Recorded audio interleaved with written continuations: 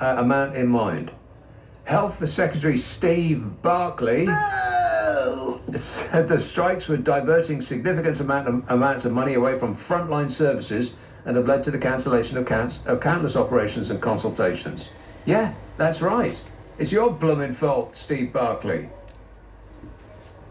Julian Kelly, the NHS Chief Financial Officer, said a third of the spending was down to the direct net cost of effectively paying more senior staff to cover junior staff who've gone on strike.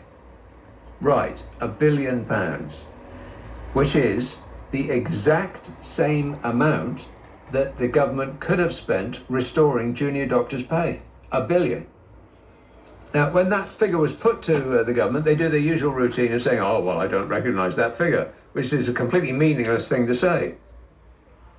The Health Secretary, Steve Barclay, said that it wouldn't be £1 billion, it would be £2 billion. But that is misinformation. You'll be stunned to learn that that is not truthful. I mean, I think at this point your default position should be to just dismiss anything that a minister in this crooked government says. Because, of course, when a person gets paid, there's tax that comes from those wages. Not to mention the uplift in the economy when those doctors spend those wages. So the actual cost would be less than £1 billion, not 2 million, less than £1 billion, which is more than the amount that this regime has spent on hiring cover staff to take the place of the junior doctors that they're refusing to negotiate with because they think that their mouth-breathing fans will love it, because it looks like the government is sticking it to the elites. As stupid as that sounds, that appears to be the plan that the Tories have fashioned to win the next election. A billionaire prime minister is sending out his millionaire ministers to claim that they're fighting against the elites to try to bring on side people who have nothing.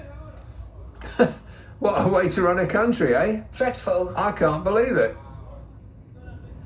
0345 6060 973. Ealing, Stuart. Coming to me first. Stuart, Oh, wow. Yes, sir. Yeah. Apparently, I was in the queue just before an angry person. But anyway, I'm not so angry. It's nice to speak to you again, Nick. So I just wanted to kind of like, I don't really have a comment as such, but I wanted to kind of just unpick this with you just a little bit, see if we could. Why do you think that the general public aren't kind of taking a stronger approach to what's happening with the NHS?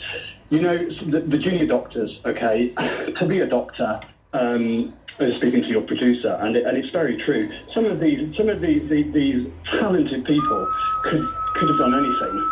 They're bright. I studied medicine, not that bright, but I accessed the NHS. I have accessed the NHS over the last year because I've been very poorly.